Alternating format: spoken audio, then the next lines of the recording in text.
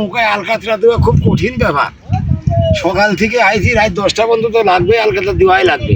কাকা কেমন আছেন? আছি ইনশাল্লাহ ভালো, তবে এখন খুব বিপদের ভিতরে আছি। কেন বিপদের মধ্যে কেন আছেন? বিপদের ভিতরে আছি এই কারণে, এই নৌকায় আলকাতরা দেওয়া খুব কঠিন ব্যাপার। সকাল থেকে আইছি, রাত 10টা পর্যন্ত তো লাগবে, আলকাতরা দেওয়াই লাগবে। তাই দিয়েছে, তারপরে জনগণের ফাংশন, তো নৌকাটা ভালো করে সারা হলে জনগণ পারাপার হয়ে খুব সুবিধে পাবে। সেই জন্যই আমি খুব খাটাখাটি করে আলকাতরা দিচ্ছি, বুঝছো? এই নৌকা তো আসলে আলকাতরা বা এখন এই যে নতুন করে তৈরি করলেন মনে হচ্ছে। হ্যাঁ, এই নৌকাটা নতুন তৈরি করা হলো, তৈরি করা হয়ে আলকাতরা দেওয়া হচ্ছে, এবং আলকাতরা দিলে পরে জনগণ শান্তিতে পারাপার হতে পারবে। চট পাকাল ভালো হলে জনগণ খুব শান্তি পাবে। সেই জন্য জনগণের জন্য এই সমস্ত কাজ খুব ভালোভাবে করতেছে বলে মনে হচ্ছে। তো এই নৌকাটা আবার নতুন করে করতে তো আপনাদের অনেক টাকা মনে হচ্ছে খরচ ব্যয় হয়ে যাচ্ছে। টাকা মতো খরচ হয়ে যাবে এই নৌকাটা করতে। আনুমানিক কত লাখ টাকা খরচ হয়ে যাচ্ছে?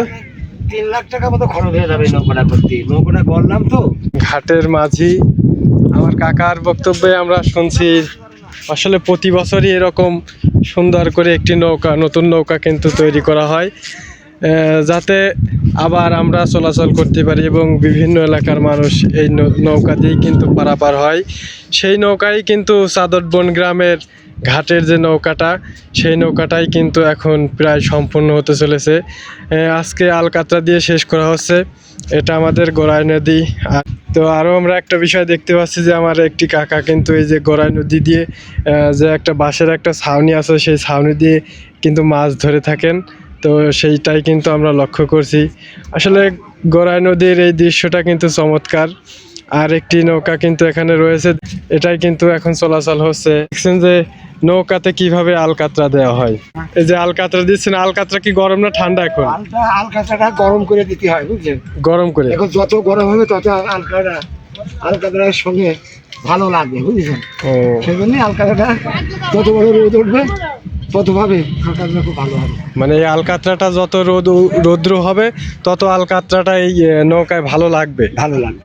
আপনাদের দেখালাম আমাদের ঘাটের যে গড়াই নদীর যে নৌকাটা আছে চাদরবন গ্রামের, সেই নৌকাটাই কিন্তু সুন্দর করে আবার রিপেয়ারিং করে ভালো করে কিন্তু কাজ করা হচ্ছে। আসলে এটা করতে হলে পরে অনেক ব্যয়বহুল এবং খরচ আছে।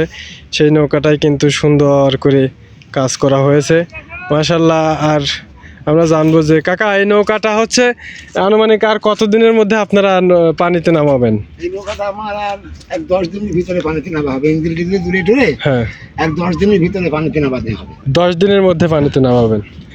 তো যাই হোক, আপনারা শুনলেন আমার কাকার কথা। কাকা কিন্তু অনেক ভালো মানুষ। কাকাকে কারা কারা চেনেন একটু কমেন্ট করে জানাবেন।